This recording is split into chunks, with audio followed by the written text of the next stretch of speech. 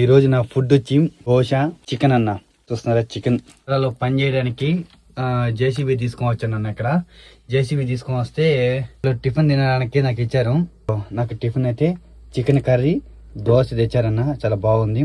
నిజం ఉదయం అడిగాను నన్ను ఏం తెచ్చేది, పొరాటా తెచ్చేదన్న. పొరాటా నాకు వద్దు, పొరాటా తింటే ఎక్కువ ఫైల్స్ వస్తాయి నాకు వద్దని అడిగిన.